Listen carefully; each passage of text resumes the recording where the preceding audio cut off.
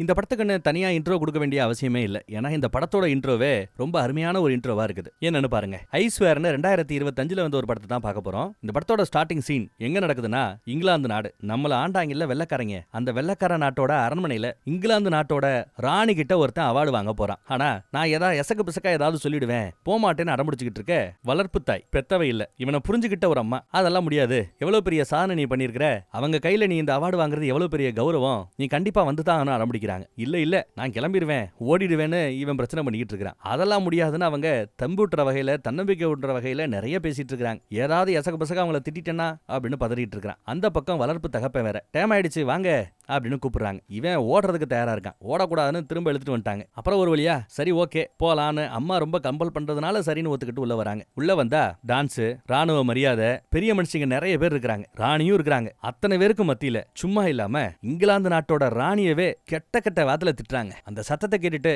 அத்தனை பேரும் திரும்பி பாக்குறாங்க, மிரண்டு போய் பாக்குறாங்க. அந்த இடத்துல போடுறாங்க பாருங்க, based on a true story, உண்மையான சம்பவத்தை மையமா வச்சு எடுக்கப்பட்டிருக்கிற படம், உண்மையான கதை இதுன்னு சொல்றாங்க. இத உண்மையான கதை. இதே மாதிரி இங்கிலாந்து நாட்டுல அரண்மனையில இங்கிலாந்து ராணியவே இத்தனை பேருக்கு மத்தியில இதே மாதிரி நான் சொல்ல முடியாத கெட்ட வார்த்தை சொல்லி ஒருத்தவன் திட்டி இருக்கிறான். ஆனாலும் அங்க இருக்கிற யாரும் இதை பெருசா எடுத்துக்கல. இங்கிலாந்து நாட்டு ராணியுமே அதை பெருசா எடுத்துக்கல. சாரின்னு சொல்லிட்டு ஜம்முன்னு உட்காந்துக்கிறான். எப்படா ஒருத்தவனை இப்படி எல்லா பேரும் அசால்ட்டா கேர் பண்ணி போறாங்க, இவ்வளவு பெரிய வார்த்தை சொல்லியிருக்கிறான், மரண தண்டனையே கொடுக்க வேண்டாமா அப்படின்னு நம்ம யோசிக்கலாம். இவனோட பிளாஷ்பேக்கை தெரிஞ்சுக்கிட்டு இவனுக்கு நாம தண்டனை கொடுக்கலாமா இல்லையான்னு நம்ம போலாம். பிளாஷ்பேக் 1983 வருஷம். அதே பயல தான் காட்டுறாங்க. நம்ம ஹீரோ இவன் தான். ராணியவே திட்டினால அதே பய தான். ஆனா அப்போ கடைக்கு வருவான், வாங்கிட்டு போவான், ஜாலியா சிரிச்சு சந்தோஷமா சைக்கிளை ஓட்டிட்டு போவான். பேப்பர் போடுற வேலை பாக்குறானே, ஆமா பாக்குறான் போல. எல்லாருக்கும் பிடித்த பையனா இருப்பான். வாயத்திறந்து ஒரு கெட்ட வார்த்தை பேச மாட்டான். நல்ல அப்பா, நல்ல அம்மா, கூட பிறந்தவங்க ஒரு 3 பேர். இவன் நல்ல ஃபுட்பால் வேற விளையாடுவான் போல. ஃபுட்பால்ல அந்த பாலை பிடிக்கிறவங்களுக்கு பேர் என்ன, கீப்பரா, கோல் கீப்பர். அந்த மாதிரி நான் நல்லா பண்றேன் வைக்கிறேன்னு சொல்ல,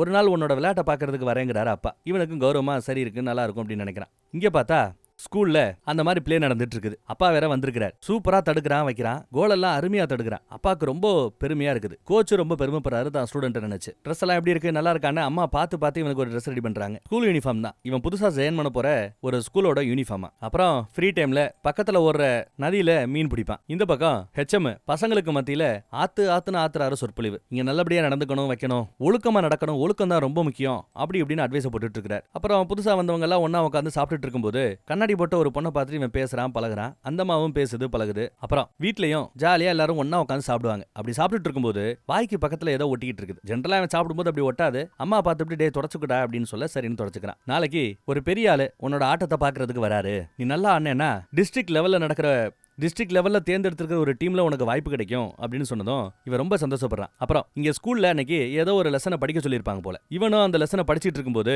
இந்த விக்கல் வராப்ல திரும்ப பண்றான். அவனையே அறியாம அவனோட கழுத்து அப்படியே சுண்டிக்கிட்டு போய்கிட்டு இருக்குது, ஒரு பக்கமா இழுக்குது. என்னடா காக்கா வலிப்பான்னு எல்லாரும் திட்டுவாங்க. டேய் நக்கல் பண்ணாம ஒழுங்கா படுறா, நீ நல்லா படிப்பேன்னு எனக்கு தெரியும்னு லெக்சரரும் சத்தம் போட்டா கூட இருக்கிறவங்க ஓட்ட பாத்ரூம் போகணுங்கிறான். சரின்னு பாத்ரூம் பக்கம் போன அனுப்பிச்சிடுறாங்க. இவனும் கண்ணாடியில போய் பார்த்தா விக்குன்னு கழுத்து ஒரு பக்கம் இழுக்குதுங்க. அவன் கண்ட்ரோலே இல்லாம கழுத்து இழுக்கிறாப்ல தெரியுது. இவனும் மூஞ்சிய தொடச்சிட்டு பெல் அடிச்சதும் வெறுன்னு கீழே இறங்கி வரான். பசங்க எல்லாம் ஓட்ட ஆரம்பிக்கிறாங்க. இவன் கழுத்தை ஒரு மாதிரி பண்ணிக்கிட்டு இருக்கிறத பார்த்துட்டு திட்ட ஆரம்பிக்கிறாங்க. அதே மாதிரி இப்ப சாப்பிட்டுட்டு இருக்கும் போதும் கழுத்து அவன் கண்ட்ரோல் இல்லாம இந்த பக்கத்துல ஒதுங்குது. அப்பா அதை பார்த்துட்டு ஏன்டா அப்படி பண்ற, பண்ணாதரா அப்படின்னு சொல்லும்போது என் கண்ட்ரோல்ல இல்ல அப்படிங்கிற அவன். என்ன உன் கண்ட்ரோல், உன் கழுத்து உன் கண்ட்ரோல் தான், ஒழுங்காரு, என்னடா ஒரு மாதிரியா பண்றேன்னு சத்தம் போட ஆரம்பிச்சார் அப்பா. என்ன எல்லாரும் இப்படித்தான் சொல்றீங்கன்னு சாப்பிடாம கொள்ளாம படுக்க வந்துட்டான். அம்மா என்னடா பிரச்சனை விசாரிக்கும் போது என்னன்னு தெரியலமா, திடீர்னு திக்குது, திடீர்னு கழுத்து ஒரு பக்கமா இழுக்குது அப்படிங்கிறான். இப்ப என்கிட்ட பேசும்போது அதெல்லாம் நீ செய்யலையே, அப்போ வம்புக்கு தானே செய்யறேன்னு அர்த்தம் அப்படின்னு சத்தம் போடுறான். சரி நீ இவனு ஃப்ரீயா விட்டாங்க. அடுத்த நாள் அந்த கண்ணாடி போட்ட கூட படிக்கிற பொண்ணை படம் பார்க்கவான்னு கூட்டிருப்பான் போல. ஒன்னா படத்துக்கு போலாமான்னு. அந்த பொண்ணு சரின்னு வந்திருக்குது. கூடவே அம்மாவும் வந்திருக்குது. என்ன படம், ஃபேமிலியா பாக்குற படம் தானா,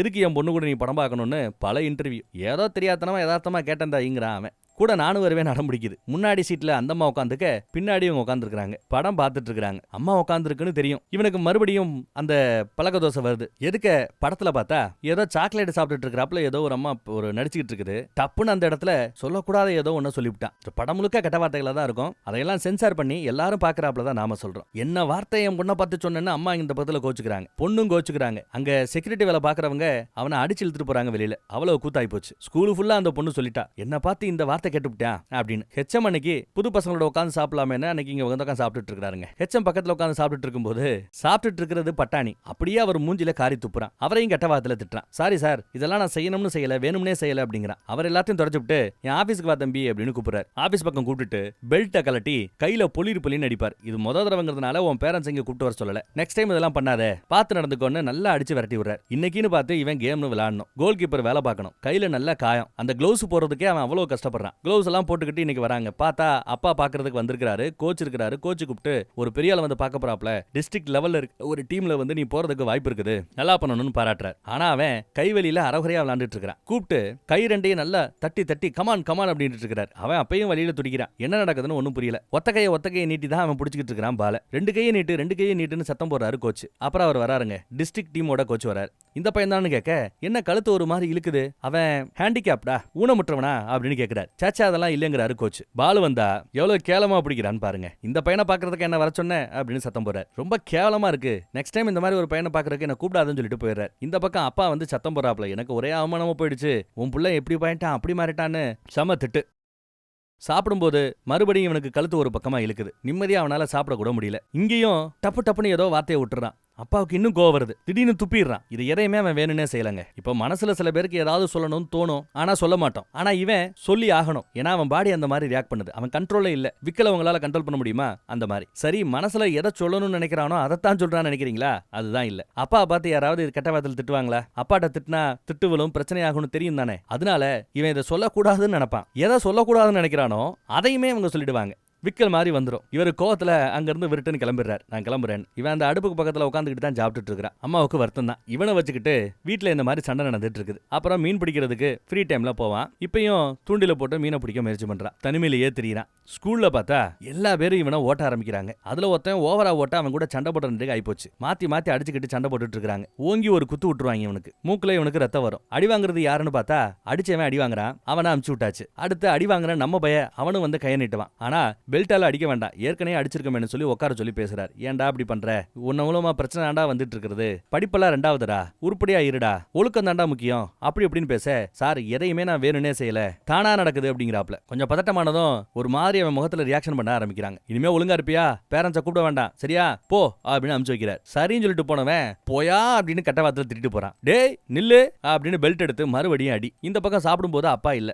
அம்மா என்ன சொல்றாங்கன்னா, அப்பா நம்மளை விட்டுட்டு போறாரு, இனிமே நாம தனிமரமா தான் நிக்கணும்ன்றாங்க. எதுக்காகனு மித்த பிள்ளைங்க கேட்க, என்னால புரிஞ்சுக்க முடியுதுங்கிறான் பையன். அடுத்து இவனுக்கு அந்த கழுத்து இழுக்கிற மேட்டர் ஓவராவே நடக்குது. யாருமே இல்லாத இடத்துல கூட கழுத்து அந்த பக்கம் இந்த பக்கம் திருப்பி தானா பெனாத்திப்பான், தானா கத்துவான். இந்த வாழ்க்கையே அவனுக்கு பிடிக்காம பேசாம செத்துலான்னு முடிவு பண்ணி தண்ணியில இறங்கிட்டாங்க. நல்ல வேலை பாடி உள்ள மூழ்காம மிதந்துகிட்டே போகுது. யாரோ பார்த்து ஆம்புலன்ஸை கூப்பிட்டு ஹாஸ்பிட்டலே சேர்த்துட்டாங்க. டாக்டர் அவன் வேணும்னே பண்ணாப்ல இருக்குது, கொஞ்ச நாள் இருக்கட்டும் என்னன்னு பாப்போம் அப்படின்னு சொல்லிட்டார். ஏன்டா அப்படி பண்ண அப்படின்னு கேட்க, அப்பா என்னால தானே நம்மளை விட்டுட்டு போயிட்டாரு அப்படின்னு அழுகுறான். அதுக்காக செத்தா சரியா போயிடுமா, எல்லாம் சரியா போயிடும்டா, பொறுமையாடுறா, டைம் எல்லாத்தையுமே சரி பண்ணுடா அப்படின்னு அட்வைஸ் போட்டுட்டு இருக்காங்க அம்மா. படுன்னு எப்படியோ படுக்க வைக்கிறாங்க. இப்போ நம்மவே அப்படி வளர்ந்துட்டான் பாருங்க. ஷேவ் பண்ணிட்டு கண்ணாடியை பார்க்கறான். பார்க்கும்போது கழுத்து இன்னும் மறுபடியும் இழுத்துக்கிட்டு தான் இருக்குது. உடம்பே ஒரு மாதிரி சுண்டிக்கிட்டு தான் இருக்கும். சூப்பர் மார்க்கெட் பக்கம் போவாங்க. புதுசா யாரை பார்த்தாலும் சரி கெட்ட கெட்ட வாதல திட்டுவான். அங்க ஒரு பையன் வந்து பழகுறான் பாருங்க. இவனோட கேரக்டர் தெரிஞ்சு கூட இவங்கிட்ட நல்லபடியா பழகுற ஒரு உண்மையான நண்பர். தன்னையே அறிமுகப்படுத்துகிறாரு அம்மா கிட்ட. தான் அம்மாக்கு உடம்பு சரியில்லைன்னோ, அவங்களுக்கு ஏதோ கேன்சர் வியாதினோ அதை பத்தி எல்லாம் சொல்லிட்டு வீக்கெண்ட் ஃப்ரீயா இருந்தா வாயேன் அப்படின்னு கூப்பிடுறான். சரி வரேங்கிறாரு அவரும். அம்மாவும் சரின்னு ஒத்துக்கிறாங்க. அப்புறம் வீக்கெண்ட்ல அவனோட சேர்ந்து அவங்க வீட்டுக்கு போய்கிட்டு இருக்கான். அம்மாவுக்கு இந்த மாதிரி லிவர்ல கட்டி இருக்குது, சீக்கிரம் செத்துருவாங்கன்னு நான் கேள்விப்பட்டேன் அப்படின்னு வருத்தப்பட்டு சொல்லிட்டு இருக்கிறான் நண்பர். ஆனாலும் அதையெல்லாம் பெருசா கேர் பண்ணிக்காம இருக்கிற வரை சந்தோஷமா இருக்குன்னு நினைக்கிறது தான் அம்மாங்கிறாங்க. பார்த்தா அந்த அம்மா மேல இருந்து கத்துறாங்க பாருங்க. நீதான் என் ஃப்ரெண்டா, வாடா தம்பி அப்படின்னு கீழே கூப்பிட்டு விடுறாங்க. எதையும் கெட்ட வார்த்தை சொல்லிடக்கூடாதுன்னு இவனும் வாயை கண்ட்ரோல் பண்ணிட்டு வரான். வாயை திறந்ததும் அந்த அம்மா கிட்ட கெட்ட வார்த்தை தான். எதை சொல்லக்கூடாதுன்னு நினைக்கிறோனோ எல்லா வார்த்தையும் சொல்லி திட்டிப்படுறான். ஆனா அவங்க அதையெல்லாம் பெருசா எடுத்துக்கவே இல்லை. ஏன்னா இவனை பத்தி தெரிஞ்சிருந்துதான் இவனை கூப்பிட்டு சொல்லியிருக்காங்க அம்மா. இவங்க தான் வளர்ப்பு தாயா பின்னாடி மாற போறது. ஒன்னா உட்காந்து சாப்பிடுவாங்க. அவன் ஒரு மாதிரி பதட்டத்திலேயே இருக்கிறான். கரெக்டா இருக்கணும்னு பாத்ரூம் பக்கம் போனா பதட்டம் அதிகமாக அவன் கழுத்து மூஞ்சி வாயி எதுவுமே கண்ட்ரோல் இல்லாம கண்ணாபின்னு ஆடிக்கிட்டு இருக்கு. கண்ணாடி எல்லாம் போட்டு திடீர்னு அவனோட கையை ஒரு பக்கம் உதறுவான். ஒரு கை அவன் கண்ட்ரோல்ல இருக்கும், இன்னொரு கை கண்ட்ரோல்ல இருக்காது. திடுதுப்புன்னு உதறி விட்டுரும். பக்கத்துல யாரா இருந்தா அடிதான். இப்ப கூட பாருங்க கண்ணாடியா உடைச்சு விட்டான். இவங்களும் வந்து பார்த்தா கண்ணாடி உடஞ்சு கிடக்குது. வெளியில போய் உட்காந்துட்டு இப்படி பண்ணிட்டமேனு வருத்தப்பட்டுக்கிட்டு இருக்கான். அவங்கிட்ட வந்து டேய் ஒன்னும் பிரச்சனை இல்லடா, இதுக்கெல்லாம் வருத்தப்படாத, வேணும்னே நீ செய்யல, அப்புறம் என்ன வா அப்படின்னு கூப்பிட்டு போறாங்க. அப்புறம் சாப்பிட்டதெல்லாம் எடுத்து கிளீன் பண்ணிட்டு பாத்திரத்தெல்லாம் கழுவிட்டு கிளீன் பண்ணிட்டு இருக்கும்போது வாயை திறந்தாலே ஏதாவது வந்துடும். திட்டிவிட்டு சாரி, மறுபடியும் திட்டிவிட்டு சாரி, மறுபடியும் திட்டிவிட்டு சாரி, என்ன மன்னிச்சுக்கங்கன்னு பல தடவை கேட்க இந்த பக்கம் இந்த அம்மா காண்டாயி போதும் நிறுத்து, என்ன விளையாடுறியான்னு ஆரம்பிக்கிறாங்க. மறுபடியும் சாரின்னு கேட்கறான். இவங்க திட்டுறத ஏதோ கெட்ட வார்த்தை பேசிட்டே இருக்கிறானே அதனால திட்டுறாங்கன்னு நினைக்கிறீங்களா? அதான் இல்ல. அவங்க என்ன சொல்றாங்கன்னா, நீ வேணும்னே திட்டுறியா? இல்ல, விக்கலு கொட்டாவி வர்றாப்ல என் கண்ட்ரோல்லே இல்லாம இந்த மாதிரி வருதுங்கிறான். அப்புறம் என்ன, வேணும்னே செய்யாதப்ப நீ சாரி கேட்காத, சாரி கேட்கணும்னு அவசியம் இல்ல, நீ திட்டுறத விட சாரி கேட்கறது தான் எனக்கு டார்ச்சரா இருக்குன்னு சொன்னதும் சரி இனிமே நான் சாரி கேட்கலங்கிறான். நல்ல அம்மாவா இருக்குதுல்ல. அப்புறம் பிளேட்டை வேற உடச்சு விடுவான். நீ தொடக்கிற வேலையை பாரு அப்படின்னு பிளேட்டை கழுவுற வேலையை அந்த ஃப்ரெண்டு நண்பர் பாத்துக்கிறார். அப்புறம் அது மட்டும் இல்லாம இன்னைக்கு ராத்திரி அவன் இங்கேயே தங்கட்டும்னு அவன் தங்குறதுக்கு ஒரு ரூம் ரெடி பண்றாங்க. இன்னைக்கு ஒரு நாள் இல்ல, இனி நம்ம கூடயே இருக்கட்டும், எப்படி நான் 6 மாசத்துல செத்துருவேன், அதுக்குள்ள இவனுக்கு ஏதாவது நல்லது பண்ணலாம்னு தோணுது அப்படின்றாங்க. இவங்க ஒரு 5-6 வருஷம் மென்டல் ஹாஸ்பிட்டல்ல நர்ஸா வேலை பார்த்திருக்காங்க. சோ ஓரளவு இவங்களால சமாளிக்க முடியும். அவனுக்கு ஏதாவது ஒரு நல்ல வழி காட்ட முடியும்னு இவங்க நினைக்கிறாங்க. அடுத்து எல்லாரும் இந்த பிளாக் ஜாக்னு ஒரு கேம் விளையாடுவாங்க. கையில இருக்கிற ரெண்டு கார்டை போட்டுட்டு அடுத்து 3வது கார்டு போடும்போது 21க்கு மேல போயிடுச்சுன்னா அவங்க அவுட். 21க்கு கீழேயோ மேக்ஸிமம் நம்பர்ல வந்து அவங்க ஜெயிக்கிறாங்கன்னு அர்த்தம். மோஸ்ட்லி இந்த 2 ஆஷ் வந்தா அவங்க ஜெயிச்சிருவாங்கன்னு சொல்லலாம். கேம் விளாடுற இடத்துல இந்த மாதிரி 2 ஆஷை பார்த்ததுமே யாரா இருந்தாலும் ஜெயிக்கும்னு நினைக்கிறவங்க என்கிட்ட 2 ஆஷ் இருக்குன்னு சொல்ல மாட்டாங்க. ஆனா இந்த மாதிரி பிரச்சனை இருக்கிற ஆட்கள் டப்புன்னு சொல்லிட்டாங்க என்கிட்ட ஆஷ் இருக்குன்னு. உடனே எல்லாருக்கும் விளையாட மூடே போயிடுது. இருந்தாலும் இவன் சொன்னதை யாருமே கவனிக்கல. மனசுல இருந்து எடுத்துருங்க, கேம் விளாடுவோம் அப்படின்னு மறுபடியும் கேம் விளாடுறாங்க. அவன் தான் ஜெயிக்க போறான்னு தெரிஞ்சுமே கேம் விளாடுறாங்க. அவனுக்கு அதெல்லாம் பிடிச்சிருக்கு. அப்புறம் வீட்டுக்கு போய் அம்மா கிட்ட இம்மா இனிமே நான் கொஞ்ச நாள் இந்த வீட்டுல தங்க மாட்டேன், ஃப்ரெண்டு வீட்டுல போய் தங்க போறேன் அப்படின்றான். இவங்களுக்கு ஷாக்கா இருக்குது. என்ன விளாடுறியான்னு கத்துறாங்க. கத்தும் போதே உன்னை யாராலையும் வச்சு பார்க்க முடியாதா, 4 நாள் சேர்ந்தாப்புல பார்த்தா டென்ஷன் ஆயிடுவாங்கடா, விரட்டி விட்டுருவாங்கடா, உனக்கு தாண்டா கஷ்டமா இருக்கும்டான்னு எவ்வளவோ சொல்றாங்க. அப்பயும் இவன் இல்லங்கிறான். உனக்கு கோவம் வந்து எதையே விட்டு எறிகிறாங்க. எம்மா பாரு, நீயும் டென்ஷன் ஆகுற, என்ன மாதிரி ஒரு ஆளை வச்சு பாத்துக்கிறது ரொம்ப கஷ்டம், எனக்கும் பிரேக் வேணும், உங்களுக்கும் பிரேக் வேணும், தயவுசெய்து நீங்க பிரேக் எடுத்துக்கங்க அப்படின்னு கேட்டுக்கிறான். சரி நம்ம ஒத்துக்கிட்டாங்க போல. அப்புறம் இவனோட ரூம்ல பெயிண்ட் அடிச்சிட்டு இருக்காங்க. இவன் தங்க போற ரூம்ல பெயிண்ட் அடிச்சிட்டு இருக்கும்போது திடீர்னு மூஞ்சில அடிச்சு விட்டான். பார்த்தா வேணுக்கிட்டே தான் செய்யறான் போல. அவனுக்கும் மூஞ்சில பெயிண்ட் அடிச்சு விட்டான். ஜாலியா என்ஜாய் பண்றாங்க. அப்புறம் அந்த அம்மாவுடைய சேர்ந்து சூப்பர் மார்க்கெட் பக்கம் வருவாங்க. வாயை திறந்தாலே கெட்ட வார்த்தை தான். அங்க ஒரு பொண்ணை பார்த்ததும் அழகா இருப்பேன்னு எல்லாரும் நினைப்போம். ஆனா சொல்லுவோமா? சொல்ல மாட்டோம். டப்புனு இவன் அழகா இருக்குன்றான். அடுத்த நொடியே நீ எல்லாம் அப்படின்னு கெட்ட கெட்ட வார்த்தையில திட்டுறான். இதுவும் அவன் கண்ட்ரோல் இல்ல. ஆனா அந்த பொண்ணு எதையுமே கேர் பண்ணிக்காம ஜம்முன்னு அங்க கடந்து போகுது. ஏன்னா இவன் அப்பேற்பட்டவன் தான் தெரியும். இவனோட சோத்தாங்கை பக்கம் இந்த அம்மா நின்றுட்டு இருக்கும்போது டப்புனு மூக்குல ஒரு அடி. எத்தனை தடவை சொல்லியிருக்கிறேன், சோத்தாங்கை பக்கம் நிக்காதீங்க, என் கை என் கண்ட்ரோல்ல இருக்காதுன்னு சொல்ல, என் தப்பு தானா? ஆமாடா என் தப்பு தான்டா, சரிடா அப்படின்ட்டு பேசுறாங்க. அதையெல்லாம் பெருசா எடுத்துக்காம சூப்பர் மார்க்கெட்ல வாங்கிட்டு ஜாலியா பேசிட்டு போகும்போது எதுக்க பெத்த தாய் வந்து நிக்கிறா. அவங்க இந்த பக்கம் ஏதோ யதார்த்தமா போயிருப்பாங்க போல. கழுத்துல ஏதோ ஒன்று போட்டுக்கிறான் பாருங்க. ஏதாவது பேசக்கூடாதுன்னு நினைச்சானா அதை வாயில கவிப்பான், பல்லால இறுக்கி கடிச்சுப்பான். அப்ப பேசக்கூடாதுன்னு நினைக்கிறதுக்காக. இந்த அம்மா மூக்குல காயத்தை பார்த்துட்டு இவனோட பதட்டம் வேற அதிகமாகுது. மூஞ்சி கண்ணா அப்படின்னு கோணமா இருந்த கவனிக்கலாம். போஸ்ட் ஆஃபீஸுக்கு போய் ஸ்டாம்ப் வாங்கிட்டு வான்னு அவனை அனுப்பிச்சு வச்சுட்டு கொஞ்சம் ஃப்ரீயா பேசலாம்னு நினைக்கிறாங்க வளர்க்குறவங்க. இவன் ஏதோ ஒரு மருந்து சாப்பிட்டுட்டு இருந்தான் போல. அந்த மருந்து இன்னும் ரொம்ப ஒஸ்ட் பண்ணும். நைட்டு நிம்மதி இல்ல, தூக்கம் இல்ல, தலைவலி வரும். அதனால இவங்க வேணாம்னு சொல்லிட்டாங்களாம். ஆனா அந்த மருந்தை சாப்பிடலன்னா அவன் அடிக்கடி இந்த மாதிரி பண்ணிக்கிட்டே இருப்பான். இதனால அம்மாவுக்கு என்னன்னா, அந்த மருந்தை ஏமா கம்ப்ளீட்டா நிப்பாட்டின, இப்ப அதிகமா பண்றான் பாத்தியா அப்படின்னு கேட்க, பரவாயில்லங்க, அதெல்லாம் சாப்பிட்டா தூக்கம் வராது, தலைவலி அதிகமா இருக்கும், மயக்கம் வரும், அதனால நான் வேணாம் சொல்லிட்டேன். மென்டல் ஹாஸ்பிட்டல் நான் ஒரு 5 வருஷம் நர்ஸா வேலை பார்த்திருக்கிறேன், என்னால ஓரளவு இவங்களை கொஞ்சம் சரி பண்ண முடியும் அப்படின்னு பேசுறாங்க. சரி கட்ட முடியும்னு பேசுறாங்க. போற வழியில ஒரு போஸ்ட் மரத்தை பார்த்தா போதும், நாய் உச்சா போகும், இவன் முத்தா கொடுத்துட்டு போவான். இதுவும் அவன் கண்ட்ரோல்ல இல்ல, அப்படி பண்ணுவான் போல. அப்புறம் சரி வீக்கெண்டானா என்ன பாக்குறதுக்கு அடிக்கடி வர சொல்லுமா, இதாவது பண்ணுமா அப்படின்னு கேட்டுக்கிறாங்க. சரின்னு சொல்றாங்க வளர்க்குறவங்களும். அப்புறம் பாருங்க பயபுள்ள சூப்பரா டான்ஸ் ஆடிட்டு என்ஜாய் பண்ணிட்டு இருக்கான். என்னடான்னு கேட்டா நைட்டு ஃப்ரெண்டோட பார்ட்டிக்கு போறானா, பார்த்து பத்திரமா போயிட்டு வரணும் என்ன அப்படின்னு சொல்றாங்க. சரின்னு சந்தோஷமா டான்ஸ் எல்லாம் பிராக்டிஸ் பண்ணிட்டு நைட்டு பார்ட்டிக்கு வராங்க. இன் பண்ணிட்டு போகணும் இன் பண்றான். டிஷர்ட்டை போய் அதெல்லாம் வேண்டாம் வா அப்படின்னு கூட்டு போறாரு. ஒரு மாதிரி ஓவர் ஆக்டிவா இருக்கிறான். உள்ள வந்து பார்த்தா நிறைய பேர் டான்ஸ் ஆடுறாங்க, ஒரு வைபா இருக்குது. நான் உனக்கு ட்ரிங்க் சொல்றேன்னு ட்ரிங்க் வாங்க அவன் போயிட்டான். இவன் அப்படியே போய் டான்ஸ் ஆடிக்கிட்டே இருக்கிறான். டான்ஸ் எல்லாம் ஆடும்போது எதுவும் குறையா தெரியல, நல்லா டான்ஸ் ஆடுறாப்ல தான் தெரியுது. அங்க இருக்கிற ஒரு பொண்ணுகிட்ட கூட டப்புன்னு என் பேரை சொல்லி உங்க பேர் என்ன, உங்களுக்கு என்ன பிடிக்கும், நான் ஆர்டர் பண்ணட்டுமான்னு கேட்டுறான். சாதாரண ஆட்கள் கொஞ்சம் டைம் எடுப்பாங்க, இவன் கொஞ்சம் அப்நார்மல்ங்கிறதுனால டப்புன்னு எல்லாத்தையும் கேட்டுறான். அவங்களும் சரின்னு எனக்கு இந்த 3 ட்ரிங்க் எடுத்து கொடுன்னு கேட்க, சரின்னு இவனும் ஓடியாந்து ஃப்ரெண்டு கிட்ட இந்த 3 ட்ரிங்க் கேட்கறாங்கன்னு சொல்ல அவனும் ஆர்டர் பண்றாங்க. எல்லாம் நல்லா தான் போய்கிட்டு இருக்குது. ஆனா பக்கத்துல ஒருத்தர் சரக்கடிச்சிட்டு இருக்கும்போது இவனோட ரைட் சைடு பக்கம் நின்றுப்பாரு. தெரியாதனமா தட்டி விட்டாங்க, சாரிங்கிறான். ஆனா அவர் கோச்சுக்கிட்டு அடிக்க வந்துட்டார். அடி வாங்கின பிறகு இவனும் கண்ட்ரோல் இல்லாம இவனும் திரும்ப அடிக்க ஆரம்பிச்சிடறான். இவனை கண்ட்ரோல் பண்ணவே முடியல. அந்த பொண்ணு உட்பட எல்லாருமே ஆணு பாக்குறாங்க. செக்யூரிட்டி வந்து அலாக்கா தூக்கி கொண்டு போற ரேஞ்சுக்கு ஆகுது. அப்பயும் கண்ட்ரோல்ல இல்ல. அப்புறம் போலீஸ்க்கு இன்ஃபார்ம் பண்ணிட்டாங்க போல. போலீஸ் வந்து அவனை இழுத்துட்டு போகும்போது போலீஸ் கிட்ட எதெல்லாம் சொல்லக்கூடாதோ எல்லாத்தையும் சொல்றான். இவன் திருடுனதே இல்ல, திருடுவேன்றான். அந்த பொண்ணுகிட்ட இவன் என்ன ஜஸ்ட் பேரை கேட்டிருக்கான், உனக்கு என்ன ட்ரிங்க் பிடிக்கும் வாங்கி கொடுக்குவான்னு கேட்டிருக்கான். ஆனா போலீஸ் கிட்ட அந்த பொண்ணை நான் ரேப் பண்ணிட்டேங்கிறான், கொலை பண்ணிட்டேங்கிறான். அப்படி கண்ணாபின்னு பேசுறான். போலீஸ் சும்மா இருக்குமா, அரெஸ்ட் பண்ணி இழுத்துட்டு போறாங்க. இவன் இவ்வளவு குத்தம் பண்ணிருப்பானு நினைக்கிறாங்க. இவருக்கு என்ன பண்ணணும்னே தெரியல. அப்புறம் அந்த அம்மா வந்துதான் ஏதோ போலீஸ் கிட்ட பேசி இவங்களை வெளியில எடுத்திருப்பாங்க போல. இருந்தாலும் கோர்ட்டு கேஸ்னு போகுது. அடி வாங்கினவன் கம்ப்ளைண்ட் கொடுத்திருக்கான் போல, கோர்ட்டுக்கு போகணும். இந்த பக்கம் ஒரு மாதிரி முதுகுல வலி. என்னடா வலிப்பு மாதிரி வருதான்னு கேட்க ஆமாங்கிறான். பொய் சொல்ற நீயே, ஒழுங்கா காட்டுன்னு பார்த்தா முதுகுல நல்லா அடி வாங்கி இருக்கிறான், எல்லாம் வீங்கி போயிருக்கு. சரி எவ்வளவு நாள் தான் வேலை வெட்டி இல்லாம இருப்ப, ஒரு இடத்துல ஒரு வேலைக்கு இன்டர்வியூ நடக்கிறாங்க, அந்த இன்டர்வியூக்கு நம்ம போகலாம் அப்படிங்கிறாங்க. என்னெல்லாம் எவன் வேலைக்கு எடுப்பான்னு இவன் முடியாதுங்கிறான். இல்ல முயற்சி பண்ணாம சொல்லக்கூடாது வான்னு கூட்டு வராங்க. அது ஒரு கம்யூனிட்டி சென்டர், நல்லது பண்ண நினைக்கக்கூடிய ஒரு சென்டர். அந்த சென்டர்ல வந்து ரிசப்ஷன்ல பேசும்போதே என்னென்ன கூத்து பண்றான் பாருங்க. ஆனா அதெல்லாம் பொருட்படுத்தாம இங்க ஒருத்தர் வேலை பார்க்கறாரு. இங்க கிளீன் பண்றது, வைக்கிறது, சேர் எடுக்கிறதுன்னு இந்த மாதிரி சின்ன சின்ன வேலைகளை பார்க்கறவர். அவரோட வேலைக்கு தான் நீ வந்திருக்கிற. ஏன்னா அவர் இன்னும் கொஞ்ச நாள்ல இறந்துருவாரா, அவருக்கு ஏதோ வியாதி இருக்கிறான். அவர் இறந்த பிறகு இதை நீ பாத்துக்கணும். அதுக்குள்ள ஒரு ஆளை செலக்ட் பண்றதா அவர் வேலை அப்படின்னு சொல்ல ஏற்கனவே சொல்லியிருப்பாங்க போல இவனை பத்தி. இவனை வந்ததும் தன்னை அறிமுகப்படுத்திக்கிறான். அறிமுகப்படுத்த அடுத்த நொடியே கெட்ட கெட்ட வார்த்தையில அவருக்கும் திட்டு. ஆனா அவர் அதெல்லாம் பெருசா எடுத்துக்கல. சரி வா உன்னை சுத்தி காட்டுறேன்னு கம்யூனிட்டி சென்டரை ஃபுல்லா சுத்தி காட்டுறாரு. இவன் திட்டிக்கிட்டே இருக்கிறாங்க. கிட்டத்தட்ட ஒரு 50 தடவை திட்டி இருப்பான். எல்லாத்தையும் பொறுத்துக்கிறார். சரி டீ போட்டு கொடுக்க முடியுமான்னு கேட்க, டீ நல்லா போடுவேனே அப்படின்னு அவனும் டீ போடுறாங்க. டீ போட்டுட்டு இருக்கும்போது இன்னும் அவனுக்கு வேலை கிடைக்குதா இல்லையானவே தெரியல. அதுல என்ன சொல்றான் பாருங்க, நான் உச்சா போய் தான் உங்களுக்கு டீ போட்டு கொடுத்துருக்கேன் அப்படிங்கிறான். டீல உச்சாவை கலந்து கொடுக்குறேங்கிறான். இவ்வளவு கூத்து பண்றான். அப்புறம் அந்த டீக்கு சுடுதண்ணி ஊத்தும் போது சுடுதண்ணியை 4 தடவை இந்த விரலை வச்சு இங்கிட்டு ஆட்டிக்கிட்டே இருப்பான். இப்படி ஒரு பழக்கம் அவனுக்கு இருக்கு போல. ஒரு வழியா டீயும் போட்டு கொடுக்குறாப்ல. டீ நல்லா இருக்கு அப்படின்னு அவர் டீயை குடிச்சு பார்த்துட்டு நல்லா இருக்குன்னு பாராட்டுறாரு. அப்புறம் உங்ககிட்ட ஏதாவது கேள்விகள் இருக்கிறதா, டவுட் இருக்கிறதா கேள்வி என்கிட்ட அப்படின்னு கேட்கும்போது, டவுட் எல்லாம் இல்ல, எனக்கு வேலை கொடுத்தீங்கன்னா கூட அடுத்த மாசம் இந்த தேதிக்கு நான் இருக்க மாட்டேன், லீவ் வேணும், கோர்ட்டுக்கு போகணும், ஒரு கேஸ் ஆகி போச்சுங்கிறான். உனக்கு இன்னும் வேலையே கொடுக்கல, அதுக்குள்ள லீவ் கேட்கற, அதுவும் கோர்ட்டு கேஸுங்கிற அப்படின்னு அவர் பாக்குறாரு. மனசுல எதையுமே வச்சுக்க முடியாது, எல்லாத்தையும் சொல்றான். அதான் மனசுல நினைக்கிறதையும் சொல்லுவான், நினைக்காதையும் சொல்லுவான், சொல்லக்கூடாதுன்னு நினைக்கிறதையும் சொல்லுவான். விக்கல் வராப்ல என்ன வேணாலும் சொல்லுவான், எதிர்பார்க்க முடியாது. எல்லாம் தெரிஞ்சுமே சரி வேலை கொடுக்கலாம் அப்படின்னு யோசிக்கிறாரு. அந்த சமயம் பார்த்து ரைட் சைடுல அவர் வளர்க்குற நாய் இருக்கும். நாய் அவர் அடிச்சு விடுவான். என் நாய் மேல கைய வச்ச நெஞ்சாங்கூட்ல இருந்து நெஞ்ச உரி எடுத்துருவேன்னு சொன்னதும் ஓகே தேங்க்யூ பாய் பாய்ன்னு சொல்லிட்டு கிளம்பி வந்துட்டான். அப்புறம் ஒரு கடப்பக்கம் போய் ஏதோ பொருளை வாங்கிட்டு போகும்போது உள்ள ஒரு பொண்ணு வருங்க. அந்த பொண்ணை பார்த்ததும் என்னடி நைட்டு வேலையா அப்படின்னு கேட்டு போறாங்க. ஏன்னா இவன் கண்ட்ரோல்ல இல்ல கேட்கறான். அதே மாதிரி அந்த பொண்ணு வெளியில போகும்போதும் இந்த வேலை தானே பாக்குறேன்னு ஏதோ சொல்லிவிடுவான். என்ன வார்த்தை சொன்ன அப்படின்னு அந்த பொண்ணு திட்டிட்டு போதுங்க. இவன் ஜாரி கேட்டாலும் அதை பெருசா கண்டுக்கல. அப்புறம் இவன் வீட்டுக்கு வந்து என்ன வீட்டுல யாருமே இல்லையே அப்படின்னு யோசிக்கும் போது சர்ப்ரைஸ் அப்படின்னு கத்துறாங்க அம்மா. இன்னைக்கு 2 சந்தோஷம் இருக்குன்றாங்க. என்னடான்னு பார்த்தா ஒன்னு இவனுக்கு வேலை கிடைச்சிருச்சான். ஆஹா நம்பவே முடியல, எனக்கு இவ்வளவு பிரச்சனை இருக்குன்னு தெரிஞ்சு வேலை கொடுத்துருக்காங்க, ரொம்ப சந்தோஷப்படுறாப்ல. அப்புறம் 2வது சந்தோஷ விஷயம் என்னன்னா, இந்த அம்மாவுக்கு ஏதோ கேன்சர் கட்டினாங்க இல்ல, ஆக்சுவலா அது ஒரு சாதாரண பம்பா ஏதோ ஒன்னு சொல்றாங்க, பெருசா ஒரு பிரச்சனை இல்லையா, அதுக்கு மேல அது வளராதான், கேன்சர் கிடையாது, டாக்டர்ஸ் தப்பா டயக்னோஸ் பண்ணிட்டாங்க, சோ நான் சாக போறதுலன்னு சொன்னதும் டபுள் சந்தோஷங்க.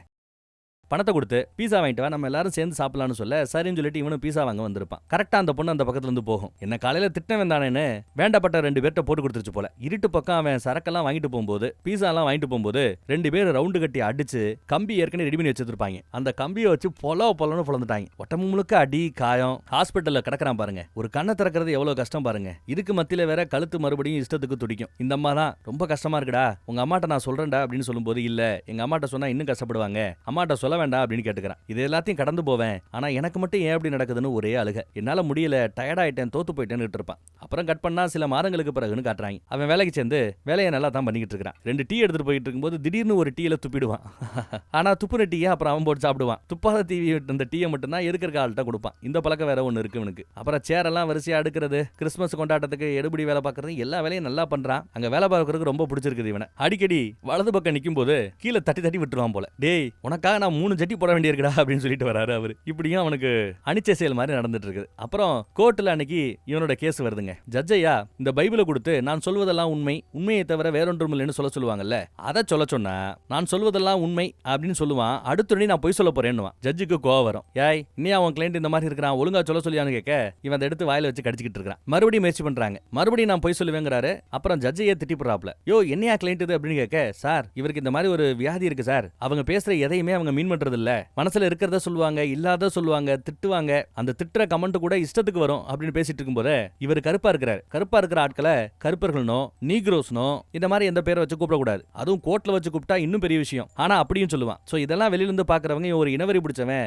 ரேசிஸ்ட் அப்படின்னு கூட நினைப்பாங்க. ஆனா இது எதையுமே அவன் மீன் பண்ணல, இது ஒரு வியாதி. இந்த வியாதிக்கு பேர் கூட ஏதோ சொல்றாங்க, நம்ம வாயில நுழையல, டோரிட்டிசியா ஏதோ ஒன்னு சொல்றாங்க. ஜட்ஜு மறுபடியும் ஒரு வாய்ப்பு கொடுக்குறாரு. மறுபடியும் ஜட்ஜை ஏத்துட்டான். போதும் கண்டெம்ட் ஆஃப் கோர்ட் கிளம்பு அப்படின்னு சத்தம் போடுறாங்க. ஒரே மாதிரி சிரிப்பாய் போச்சு. பாக்குறவங்க எல்லாம் சிரிச்சிட்டு இருக்காங்க. அந்த அம்மா அவனை கூட்டிட்டு போய் வெளியில உட்கார வச்சு ஆதரவு சொல்லிக்கிட்டு இருக்காங்க. அடுத்து சாட்சி விசாரணைக்காக வர்றவர் இங்க கூட வேலை பார்க்கறவர் தான். நான் பாத்துக்கிறேன்டா டியூட் அப்படின்ட்டு அவரு சாட்சி சொல்ல போறார். இவன் இன்டர்வியூக்கு வந்தது, இன்டர்வியூல இவர் வழக்கத்த நாயை அவன் ரைட் சைடுல இருந்த நாயை அடிச்சது, இவனை பல தடவை கெட்ட வார்த்தையில திட்டினது, அங்கேயே டீ போட்டு கொடுக்க சொல்லியிருப்பாரு. டீயை போட்டு கையில கொடுக்கும் போது துப்பி கொடுப்பான். ஆனாலும் அது அவன் கண்ட்ரோல்ல இல்ல. துப்புன டீயை நான் சாப்பிடுறேன், துப்பாத டீ உங்களுக்குன்னு கொடுத்துருப்பான் போல. அதையெல்லாம் சொல்றாப்ல. அப்புறம் இவனுக்கு பயந்துகிட்டு 3 ஜட்டி போட்டுட்டு வர்றாருல, அது உட்பட சொல்ற, இல்லைன்னா இல்ல கீழே தட்டி விட்டுருவான், அடிச்சிடுவானா. ஆனாலும் இது எதையுமே மீன் பண்ணல. இது எல்லாத்தையும் தாண்டி இவனுக்கு நான் இன்டர்வியூல வேலை கொடுத்தேன், நான் செத்த பிறகு கூட என் வேலையை அவன் பார்க்கணும்னு நான் கேட்டுக்கிட்டேன், அந்த லெவலுக்கு நல்லவன் அப்படி இப்படின்னு பாராட்டி பேசிட்டு இருக்கும் போதே பாராட்டுற இவரையே இன்னும் திட்டுன்னு திட்டுவான். அப்புறம் ஜட்ஜு கிட்ட நல்லா ஒரு மேட்டரை யோசிச்சு பாருங்க. இந்த மாதிரி கண்டிஷன் இவனுக்கு இருக்குன்னு ஒரு கேஸ்ல நான் சொல்லும்போது எல்லாம் இவன் பொய் சொல்றான், நடிக்கிறான் அப்படின்னு நினைக்கலாம். ஆனா ஸ்கூல்ல இந்த மாதிரி நடிச்சா உங்களை யாருமே சேர்க்க மாட்டாங்க, எல்லாருமே உங்க ஏளனமா பாப்பாங்க, ஓட்டுவாங்க. ஆனாலும் இவன் ஸ்கூல்ல செஞ்சான். ஸ்கூல் வாழ்க்கையவே இழந்தான். அத்தோட மட்டும் இல்ல, பொண்ணுங்கிட்ட கூட இவனால பேச முடியாது. பேச போனாலே அது ஒரு பெரிய பிரச்சனை ஆயிடும். அப்ப ஏன் மறுபடியும் செய்யணும்? இல்ல இதே கோர்ட்ல உங்க முன்னாடியே இந்த மாதிரி நடந்துகிட்டா தண்டனை அதிகமா கொடுப்பாங்கன்றது தெரியும். ஆனாலும் அதையும் தாண்டி ஏன் அவன் சொல்லணும்? இந்த மாதிரி இவன் சொல்லி பல இடத்துல பல விதமா அடி வாங்கி ஹாஸ்பிட்டல்ல மட்டும் 1 மாசமா கடந்து வெளியில வந்தான். ஏன் இவ்வளவும் ஏன் செய்யணும்? நடிச்சு இதெல்லாம் செய்யணும்னு அவசியமே இல்ல. உங்களுக்கு ஏன் விக்கல் வருதுன்னு கேட்டா நீங்க என்ன சொல்ல முடியும்? கிட்டத்தட்ட அந்த மாதிரி தான் சொல்லி சூப்பரா நல்ல விதமா பேச அங்கிருந்த மீடியா இது ரொம்ப ஆர்வமா இருக்கேன்னு இவனை இன்டர்வியூ பண்ண ஆரம்பிக்கிறாங்க. இன்டர்வியூ பண்றவங்களையும் திட்டுறான். இவனை பத்தி கொஞ்சம் பேப்பர்ஸ்ல வர ஆரம்பிக்குதுங்க. அப்புறம் கம்யூனிஸ்ட் சென்டர்ல போய் வேலை பார்த்துட்டு இருக்கிறார். அன்னைக்கு ஏதோ கூப்பிட்டு இருக்காங்க. இன்னைக்கு தான் இவன் வந்து பெர்மனன்ட் வேலையா இருக்க போறானா இல்லையா அப்படிங்கறதெல்லாம் சொல்ல போறாங்க போல தெரியுது. இன்னைக்கு இல்ல, நாளைக்கு போல. இன்னைக்கு வேலைக்கு வர இருந்தவர் அந்த பெரியவர் வேலைக்கு வரல. என்னன்னு வீட்டுல பாக்கலாமேன்னு அவரை பாக்குறதுக்காக சாப்பாடு வாங்கிட்டு வீட்டுக்கு போறாங்க. வீட்டுக்கு போய் பார்த்தா நாய் குலைச்சிக்கிட்டே இருக்குது ஒரு கதவை தட்டிக்கிட்டு. கதவை திறக்க முடியல இந்த நாயால. இவன் திறந்து பார்த்தா கூட உள்ள பெரியவர் மயங்கி கிடக்குறாரு, செத்து போயிட்டார் போல தெரியுதுங்க. அப்படியே ஒரு மாதிரி உடஞ்சு போயிட்டான். அப்புறம் அடுத்த கொஞ்ச நேரத்துல பார்த்தா போலீஸ் வர்றாங்க, ஆம்புலன்ஸ் வருது. போலீஸ் வந்து என்னாச்சுப்பான்னு கேட்டா செத்துட்டாரு, நான் தான் கொன்னேன் அப்படிங்கிறான். இப்படி சொல்லணும்னு அவசியம் இல்ல, இருந்தாலும் சொன்னதும் போலீஸ் என்ன நினைப்பாங்க? சும்மா நினைப்பாங்களா? ஆனா ஏற்கனவே இவன் போலீஸுக்கு போயிட்டு வந்திருக்கான். அதனால இவன் இப்படி சொன்னாலுமே ஒரு போலீஸ் கிட்ட நான் கொன்னுட்டேன்னு சொன்னா கூட இவனை அங்க அந்த இடத்துல அரெஸ்ட் பண்ணல. பரவாயில்ல. அப்புறம் பாருங்க, இறந்து போனவரோட அந்த இறுதிச் சடங்கு சர்ச்சுக்குள்ள நடக்குது. இவன் வெளியில நிக்கிறான். ஏன்னா உள்ள சர்ச்சு நடக்கும்போது அஞ்சலி செலுத்தும் போது கெட்ட வார்த்தையில ஏதாவது சொல்லிடக்கூடாதுன்னு வெளியில உட்காந்துக்கிட்டு கத்திக்கிட்டு இருக்கான். ரொம்ப பாவம்ல. இந்த மாதிரி ஒரு வாழ்க்கை யாருக்கும் கூடாது இல்ல. அப்புறம் வேலை பார்த்துட்டு இருந்தவன கொஞ்சம் வான்னு வெளியில கூட்டு போயிட்டு, எவ்வளவு நாள் தான் நம்ம வீட்டுல சின்ன ரூம்லயே இருப்ப, உனக்குன்னு ஒரு இடம் பார்க்கலாமா, அந்த இடத்துக்கு போறியா, தனியா தங்குறியான்னு கேட்க, ஆமா என்னால பண்ண முடியும், நான் ரெடி அப்படிங்கிறான். உடனே ஒரு புரோக்கரை கூட்டிட்டு போய் ஒரு பிளாட்டை பாக்குறாங்க. பிளாட் எனக்கு ரொம்ப பிடிச்சிருக்குதுங்கிறாங்க. ஆனா அந்த பால்கனி பக்கம் மட்டும் ஓப்பனா இருக்கும். இந்த மாதிரி இடத்த பார்த்துட்டா குதிக்கணும்னு அவனுக்கு தோணும். அதனால கிரில் கேட்டு மட்டும் போட்டு கொடுக்க சொல்லியிருக்காங்க போல. வீடு நல்லா இருக்கான்னு கேட்கும்போது கேவலமா இருக்குன்னு, ஆனா அவனுக்கு பிடிச்சிருக்கும். அப்புறம் வீடெல்லாம் அந்த ஃப்ரெண்டோட உதவியோட, வளர்ப்பு தாயோட உதவியோட ஷிஃப்ட் பண்ணி ஓரளவு செட்டில் ஆயிட்டாங்க. நல்லபடியா இருப்பேல வப்பேலன்னு நல்லா விசாரிச்சு பார்த்து கவனம்னு சொல்லிட்டு தான் போறாங்க. அப்புறம் பாருங்க, குப்பையை கொட்ட வந்த இடத்துல இவன் தனக்கு தானே பேசிக்கிறது, திட்டுறது. அப்புறம் அங்க விளையாடுறவங்க என்னடா திட்டுறியான்னு கேட்கும்போது, உங்களை இல்ல, இந்த மாதிரி ஒரு வியாதி இருக்கு எனக்கு, நான் திட்டுறதெல்லாம் கண்டுக்காதீங்க, 4 நாள்ல பழகி போயிடும் அப்படின்றாங்க. இந்த மாதிரி வித்தியாசமான ஒரு ஆள் வந்ததும் எல்லாருக்கும் பிடிச்சி போச்சு. அதுவும் இந்த மாதிரி ஒரு ஆள் தனியா ரூம் எடுத்துக்கிறான்னா எல்லா பேரும் பார்ட்டி பண்றோம், சரக்கு அடிக்கிறோம் வந்து நிக்கிறாங்க. அதுல ஒருத்தன் என்கிட்ட பார்ட் டைம் வேலைக்கு வா, நிறைய சம்பாதிக்கலாம், வீடு முழுக்க டிவி வாங்கலாம் வைக்கலாம் அப்படியெல்லாம் பேசிட்டு இருக்கிற. பார்ட் டைம் வேலை நான் பண்ண தயாருங்கிறான். ஆனா என் வேலைக்கு நீ செட் ஆவியான்னு எனக்கு தெரியலையேங்கிறாப்ல. இல்ல யார் வேலை பார்த்தாலும் அந்த வேலையை என்னாலையும் பார்க்க முடியுங்கிறான். சரி ஓகே, நாளைக்கு அந்த வேலையை கொடுக்குறேங்கிறாப்ல. அவர் என்ன வேலை கொடுக்க போறாங்கன்னு தெரியலங்க. காலையில பார்த்தா சைக்கிள்ல ஒரு பையன் வரான். ஒரு பொட்டலத்தை எடுத்து கொடுக்குறாங்க. பத்திரமா எடுத்துட்டு போய் நாட்ட கொடுத்துரு அப்படின்னு சொல்லிட்டு போயிடுறான். என்ன இருக்குன்னு கேட்டா அவன் சொல்லாம போவான். ஐயோ ட்ரக் தான், போச்சு போ அப்படின்ட்டு போறாங்க. போற வழியில பார்த்தா எதுக்கு 2 போலீஸ் போகும். அடுத்த நொடி என்ன சொல்லலாம் தெரியுமா? நான் இந்த மாதிரி ட்ரக்கை வச்சிருக்கிறேன், ஒளிய வச்சிருக்கிறேன், ஓட போறேன், இப்படியே சொல்லுவான். போலீஸ் சும்மா விடுமா? புடிச்சு இழுத்து புடிச்சு பாத்துக்குது. பார்த்தா இவங்கிட்ட ஒரு பார்சல் இருக்குது. விடுவாங்களா? அழகா தூக்கி கொண்டு போறாங்க. போலீஸ் ஸ்டேஷன்ல உட்கார வச்சிருக்காங்க. மேட்டரை கேள்விப்பட்டு வளர்ப்பு தாய் வந்து நிக்கிறாங்க. இருக்குங்க அரெஸ்ட் பண்ணீங்கன்னா அந்த அம்மா சத்தம் போடுது. நடந்த விஷயத்தெல்லாம் சொல்றாங்க. அந்த பாக்கெட்ல என்ன இருந்ததுன்னு கேட்டா, அந்த பாக்கெட்ல இருந்தது சரக்கு, இது கிடையாது, அந்த போதை பொருட்கள்லாம் கிடையாது, சுகர், சக்கரை. அப்புறம் என்ன, எந்த முகாதாரத்தின் அடிப்படையில் இவனை அரெஸ்ட் பண்ணீங்க, இவனுக்கு பிரச்சனை இருக்குன்னு உங்களுக்கு தெரியாதா அப்படின்னு சத்தம் போடுறாங்க. அப்புறம் போலீஸ்காரர் வேற வழி இல்லாம சாரி சொல்லிட்டு அனுப்பிச்சு விட்டார். நல்லபடியா கூட்டிட்டு வர போன இந்த மாவியே அவன் கெட்ட வார்த்தையில திட்டுறான், அந்த போலீஸையும் திட்டுறான். அப்பதான் அவருக்கு இதெல்லாம் என்ன ஏதுன்னு புரியுதுங்க. அப்புறம் இந்த வியாதி சம்பந்தப்பட்ட ஒரு புக்கு வந்திருக்குது. அந்த புக்கை இவன் படிச்சிட்டு இருக்காங்க. நீயும் படின்னு அவங்கிட்ட கொடுக்க, தனக்கு என்ன பிரச்சனைன்னு இருக்கிற அந்த புக்கை தானே படிச்சு தன்னை பத்தி நிறைய விஷயங்களை தெரிஞ்சுக்கிறார். அப்புறம் இன்னைக்கு தான் இவரோட ஜாப் பர்மனன்ட் ஆகுதா இல்லையான்னு சொல்ல போறாங்க போல. சோ அந்த இன்டர்வியூக்கு வந்திருக்கிறார். எப்படி வேலை போயிட போகுதுன்னு புலம்பிக்கிட்டே வரான். பார்த்தா இவருக்கு பெர்மனன்ட் ஜாப் கொடுக்குறாங்களா. பெர்மனன்ட் ஜாப் கொடுக்குறதா இருந்தா கூடவே தங்குற வசதியும் கொடுக்கப்படும். வாடகை எல்லாம் கம்யூனிட்டி சென்டரே கட்டுமா. இதெல்லாம் கேள்விப்பட்டது ரொம்ப சந்தோஷம்னு ரொம்ப ஆர்வமா இருக்கிறான். இப்போ அவங்க கொடுக்குற செலவுலயே இவன் புதுசா ஒரு வீடு பார்க்க போறாங்க. பழைய பிளாட் வேணா, நல்ல ஒரு வீடு பார்ப்போம்னு ஒரு நல்ல வீடு பார்த்து தங்குறாங்க. அப்படியே நாட்கள் போகுதுங்க. சில நாட்களுக்கு பிறகு திடீர்னு ஒரு ஜோடி வர்றாங்க. ஒரு அப்பா அம்மா தன்னோட பொண்ணுக்கு இந்த மாதிரி பிரச்சனை இருக்குது, உங்களை மாதிரி ஒரு ஆளை பார்த்தா நல்லா இருக்கும்னு தோணுது, உங்களை பத்தி கேள்விப்பட்டு தான் வந்திருக்கிறோம், கொஞ்சம் பேச முடியுமான்னு கூப்பிட்டு வராங்க. பார்த்தா உள்ள அந்த பொண்ணு கார்ல உட்காந்துருக்குது. நானும் உள்ள போய் உட்கார்றேன், இவர் போய் உள்ள உட்கார்றாரு. என்னதான் உள்ள பேசினாலும் வெளியில கேட்கும். உள்ள போய் உட்கார்ந்தா அந்த பொண்ணுக்கு ஒரு மாதிரி இழுக்குது, இவனுக்கு ஒரு மாதிரி இழுக்குது. அந்த பொண்ணு படபடன்னு இருக்குது, பேசக்கூடாதுன்னு வாயில என்னத்தையோ வச்சு கவிக்கிட்டு இருக்குது பாருங்க ப்ளூ கலர்ல. அப்புறம் திட்ட ஆரம்பிக்க, பதிலுக்கு இவன் திட்ட ஆரம்பிக்க, கெட்ட கெட்ட வார்த்தையில மாத்தி மாத்தி 2 பேரும் திட்டிக்கிறத கேட்டுட்டு விட்டா அடிச்சு செத்துப்பாங்க. வெளியில இருக்கிற பேரண்ட்ஸ் எல்லாம் பயப்படுறாங்க. ஆனா இவங்க பதட்டத்துல இதெல்லாம் பண்றாங்க. பதட்டம் குறைய குறைய அவங்க திட்டுறதும் குறையுது. அதுக்கு பிறகு சிரிச்சு பேச ஆரம்பிக்கிறாங்க. அப்புறம் ஒன்னா உள்ள உட்காந்துட்டு இவன் வளர்க்குற நாயெல்லாம் கொஞ்சிக்கிட்டு அந்த பொண்ணு பேச ஆரம்பிக்குது. பதட்டம் குறைஞ்சதும் கொஞ்சம் இந்த விக்கல், இந்த திட்டுறதெல்லாம் ஓரளவு குறையுது. ஆனாலும் அடிக்கடி கட்ட வார்த்தை பேசிட்டு தான் இருக்கிறா அவ. அப்புறம் சரி என்கிட்ட பேசின பிறகு உனக்கு ஏதாவது இம்ப்ரூவ்மெண்ட் தெரியுதான்னு கேட்க, ஆமா நீ என்ன சைக்காட்ரிக் டாக்டரான அந்த பொண்ணு கேட்கும். அதெல்லாம் இல்ல, எனக்கு இருக்கிற பிரச்சனை மத்தவங்களுக்கு இருக்குது, அதை பத்தி பேசணும்னு என்கிட்ட வரும்போது ஏதோ குறையறதா ஃபீல் பண்றாங்கன்னு சொல்லுவார் அவர். ஆனா டாக்டருக்கெல்லாம் படிக்கலையா, இந்த வியாதியை பத்தி ஓரளவு தெரியுங்கிறாப்ல. உனக்கு ஏதாவது இம்ப்ரூவ்மெண்ட் தெரியுதான்னு கேட்க, ஆமா மனசுக்கு கொஞ்சம் நிம்மதியா இருக்குன்னு அந்த பொண்ணு சொல்லுவா. அப்புறம் அந்த ப்ளூ கலர்ல போட்டிருக்கறால, இது இந்த கடிக்கிறதுக்கு வசதியா இருக்குன்னு சொன்னதும் சரி நானே இதே மாதிரி ஒன்று வாங்கிக்கிறேங்கிறாரு நம்மால். அப்புறம் நல்லபடியா பேசிட்டு கிளம்புறாங்க. அப்புறம் பாருங்க, இறந்து போன அந்த பெரியவருக்கு அப்பப்ப வந்து இந்த பூவெல்லாம் மாத்தி கொடுத்து அஞ்சலி செலுத்திட்டு போவார். கூடவே இவர் வளர்க்குற அந்த நாய் செத்து போச்சு, வேற ஒரு நாய் வளர்க்குறாரு. அந்த நாய் கூட இப்போ நல்ல முழு வளர்ச்சி வந்து நிக்குது. அப்புறம் யோசிக்கிறார், ஏதாவது ஒன்று பண்ணணும், நம்மள மாதிரி இருக்கிற ஆட்கள் எல்லாத்தையும் கூப்பிட்டு கம்யூனிட்டி சென்டர்ல ஒரு மீட்டிங் வச்சா என்னன்னு யோசனை வருதுங்க. டாக்டர்ஸோட உதவியோட இந்த மாதிரி பேஷண்ட்ஸ் எல்லாத்தையும் வரவேற்கிறாங்க. பார்த்தா ஏகப்பட்ட பேர் அன்னைக்கு வர ஆரம்பிச்சுறாங்க. பார்க்கிங்கே நிறைஞ்சு போகுது, கம்யூனிட்டி சென்டருமே நிறைஞ்சு போகுதுன்னு சொல்லலாம். உள்ள வந்து பார்த்தா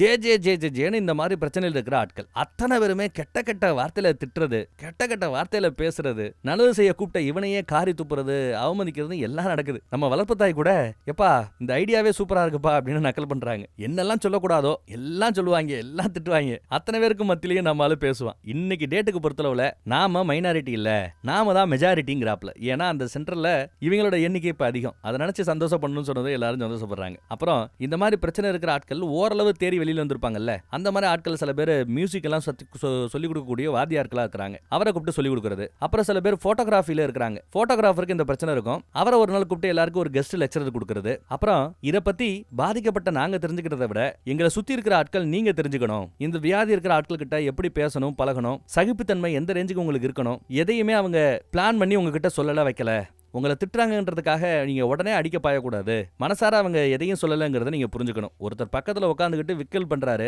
இல்ல கொட்டாய் விடுறாரு, அது உங்களை பாதிக்குமா? பாதிக்காது இல்ல. அப்ப இதையும் நீங்க கடந்து போகணும்னு நல்லா அட்வைஸ் பண்றாங்க. இதை பத்தி வெளியில நல்ல பேச்சு, நிறைய இவரை பத்தி பற்றி வெளியில பேச போயிட்டு இருக்காங்க. அந்த பேரு புகழ் எல்லாம் கிடைச்சிட்டு இருக்கு. இவன் ஒரு ரோட்டை கிடக்கிறது எவ்வளவு கஷ்டம் தெரியுமா? கூட கொண்டு போற நாயை கிராஸ் பண்ணுவான், பண்ணாதன்னுவான், செத்துருவேன்னுவான், பண்ணாதன்னுவான், இப்படி பல தடவை சொல்லுவான். நாய் போகணுமா போக கூடாதுன்னு கூட தெரியாதுங்க. அப்புறம் திடீர்னு ஒரு நாள் ஒரு போலீஸ் வண்டி தேடி வருதுங்க. நான் என்னங்க தப்பு பண்ண அப்படின்னு இவர் கேட்பாப்ல. ஞாபகம் இல்லையா, ஒரு தடவை நீ போதைப் பொருளை கடத்திட்டு இருக்கிறேன்னு உன்னை கொண்டு போய் அரெஸ்ட் பண்ணி உள்ள போட்டனே, அப்போ உன் வியாதியை பத்தி எனக்கு எதுவுமே தெரியாது, எனக்கு இப்போ ப்ரமோஷன் கிடைச்சிருக்குது, ஒரு ஹெல்ப் பண்ண முடியுமான்னு தன்னோட ஸ்டேஷனுக்கு அவனை வர சொல்லியிருக்கிறார். வர சொல்லி இந்த மாதிரி பிரச்சனையா இருக்கிறவங்க இந்த ஏரியால 5-6 பேர் இருக்கிறாங்களா, இந்த பிரச்சனையை பத்தி போலீஸ்காரங்களுக்கு கொஞ்சம் தெரியப்படுத்து, கவுன்சிலிங் கொடு, அப்பதான் நாங்க உன்ன மாதிரி ஒரு ஆளை பார்க்கும்போது கரெக்டா நடந்துக்கணும், உனக்கு நாங்க பண்ணது அநீதி தப்பு, இந்த தடவை கொஞ்சம் எங்களுக்கு கவுன்சிலிங் கொடுப்பான்னு கேட்க சரின்னு வாயை கடிச்சுக்கிட்டு இருந்தவன் வாயை திறந்ததும் போலீஸை பத்தி கெட்ட வார்த்தையில திட்டுவான். எல்லாரும் அதை கேட்டு சிரிப்பாங்க. அப்புறம் நார்மலா பேச ஆரம்பிக்கிறான் இந்த வியாதியை பத்தி. அப்புறம் ஸ்கூல்ல இதை பத்தி கவுன்சிலிங் கொடுப்பான், டாக்டர்ஸ் கிட்ட பேசுறான், காலேஜ்ல பேசுறான், டவுட்ஸ் எல்லாம் கிளியர் பண்ணுவான். அப்புறம் லைப்ரரி பக்கம்லாம் எப்படி போவீங்க அப்படின்னு கேட்கும்போது இருக்கிறதுலே ரொம்ப கஷ்டமான காரியம் இந்த லைப்ரரி பக்கம் போறதானா. மயான அமைதி இருக்கும். லைப்ரரிக்குள்ள போய் ஒருத்தன் கெட்ட கத்தல வாட்டில திட்டினா அத்தனை பேரோட பார்வையும் இந்த பக்கம் திரும்பும். அதனால லைப்ரரிக்குள்ளேயே இந்த மாதிரி ஆட்கள் போக முடியாதுன்னு பேசுவார். எல்லா பேரும் கை தட்டுறது, பரிசு கொடுக்கறது, ஒரு மாதிரி சேவை மாதிரி பண்ண ஆரம்பிச்சிட்டான். இவனோட சேவையை பாராட்டி தான் அரண்மனையில இருந்து இவனுக்கு ஒரு லெட்டர் வந்திருக்கும். அந்த லெட்டர்ல உங்களுக்கு பறங்க கொடுக்க போறோம், வந்து சேருங்கன்னு சொல்லியிருப்பாங்க. உடனே வளர்ப்பு தாய்க்கு போனை போட்டு மேட்டர் சொன்னதும் வளர்ப்பு தாய் சந்தோஷப்பட்டிருப்பா. அப்புறம் தான் நீங்க இன்ட்ரோல பாத்திருப்பீங்கல்ல, இங்கிலாந்து நாட்டு ராணியவே கெட்ட வார்த்தையில கண்ணா அப்படின்னு ஏறி இருப்பான். ஆனா அதையெல்லாம் தாண்டி அவங்க கிட்டயே நல்லபடியா அவார்டு வாங்கிட்டு வரான் பாருங்க. சூப்பர்ல. இதை பார்த்து இவங்களுக்கு ரொம்ப பெருமையா இருக்குது. அப்புறம் ஒருத்தி வந்து புதுசா கண்டுபிடிக்கிறாள். இவ யாருன்னா இவனோட கூட பிறந்த தங்கச்சி. அப்ப சின்ன பொண்ணா பார்த்திருப்பீங்க, கூட உட்காந்து சாப்பிட்டுட்டு இருக்கும்போது அவ எங்க பக்கத்துல இருக்கான்னு அவளையும் இன்வைட் பண்ணிருப்பாங்க. ஒரு ஆளு 3 பேரை கூப்பிடலாம். சோ வளர்ப்பு தாய், வளர்ப்பு தந்தை, அப்புறம் கூட பிறந்த இந்த அக்கா, இவங்களை இன்வைட் பண்ணிருப்பாங்க. எல்லாரையும் அறிமுகப்படுத்தி எல்லாம் நல்லபடியா போச்சு, எல்லாம் பேசி முடிச்சாச்சுங்க. அப்புறம் அம்மா பாக்குறதுக்கு வந்திருக்கான். அம்மாவும் டீ எல்லாம் போட்டு கொடுத்துட்டு உட்காருன்னு அந்த இடத்துல வச்சுதான் அம்மா 3 டிக்கெட் தான் கொடுத்தாங்க.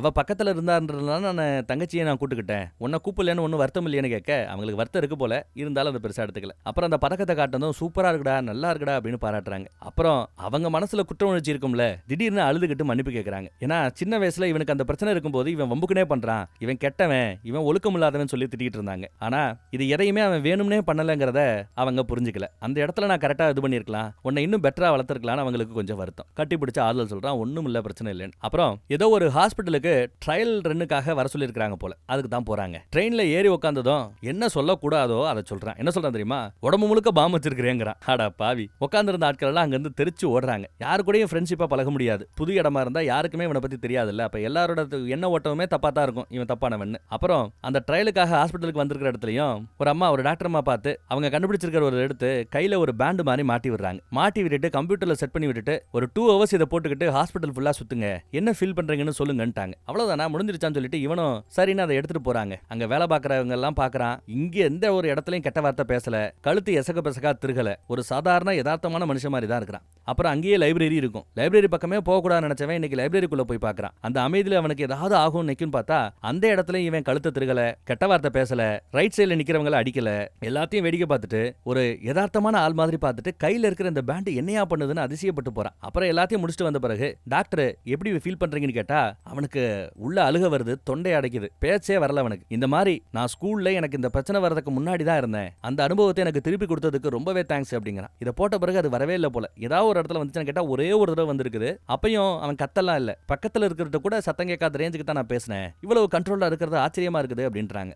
ஒரு 135 பேருக்கு இதை வச்சு டெஸ்ட் பண்ணி பார்த்ததுல அதுல பாதிக்கு பாதி பேருக்கு மேல இந்த பிரச்சனை 95% கியூர் ஆயிருந்ததான். இதை மாட்டிட்டு இருக்கும்போது எவ்வளவு பெரிய விஷயம், இதுவே எனக்கு எவ்வளவு பெரிய விஷயமா தெரியும்னு சொல்லிட்டு அவன் அழுக ஆரம்பிக்கிறான். இதை கொஞ்சம் முன்னாடி கண்டுபிடிச்சிருந்தா இவன் வாழ்க்கை இந்த மாதிரி போயிருக்காதுல்ல அப்படின்னு நினைக்கிறான். ஒரு யதார்த்த வாழ்க்கையை வாழ்ந்திருக்க முடியும்னு நினைக்கிறான். அழுக வருது அவனுக்கு. இதை நான் வச்சுக்க முடியுமான்னு கேட்கும்போது இல்ல இதை நாங்க மார்க்கெட்டிங் பண்ணும்போது உங்களுக்கு கொடுக்குறோம், இது சும்மா ட்ரையல் தான், ஆனா நீங்க வீட்டுக்கு எடுத்துட்டு போலாம், ஒரு 5-6 நாள் வச்சு பார்த்துட்டு உங்க ஃபீட்பேக்கை கொடுக்கலாம் அப்படின்னு சொல்ல அவன் ரொம்ப சந்தோஷப்படுறாங்க. அப்புறம் அதையே போட்டுட்டு இந்த தடவை ட்ரெயின்ல போறான். அப்படி போகும்போது எதுக்கு ஒரு அம்மா இயர்போனை மாட்டிட்டு உட்காந்துட்டு இருப்பாங்க. கெட்ட வார்த்தை எதுவுமே பேசல, ஏன்னா கையில அந்த பேண்ட் மாட்டி இருக்கிறான். இந்த ட்ரெயின் இந்த ஊருக்கு தான் போகுதாங்கிறத கன்ஃபார்ம் பண்ணிக்கிட்டு அப்புறம் என்ன பாட்டு கேட்கறீங்கன்னு பேச ஆரம்பிக்க அவங்க ஹெட்போனை கொடுக்க ஒரே பாட்டை இவங்க கேட்க பாட்டு எனக்கு பிடிக்கலங்க அப்படிங்கிறான். அப்படியே ஜாலியா பேசிக்கிட்டு இந்த மாதிரி ஒரு பயணம் இது வரைக்கும் அவன் அனுபவிச்சதே கிடையாது. அப்பேற்பட்ட ஒரு பயணம் அன்னைக்கு அவனுக்கு அமைஞ்சது. அப்புறம் அதோட இல்ல, அந்த ட்ரையல் ரன்னுக்காக பல தடவை இப்படி அந்த ஹாஸ்பிட்டலுக்கு போயிட்டு வந்துகிட்டு இருந்தாரு. நிஜத்துல நடந்தது. இந்த புது டெக்னாலஜி, மெடிகேஷன், அப்புறம் இந்த தெரப்பி, இதன் மூலமா ஓரளவு இந்த வியாதியால பாதிக்கப்பட்டிருக்கவங்கள கண்ட்ரோலுக்கு ஓரளவு கொண்டு வர முடியுதான்.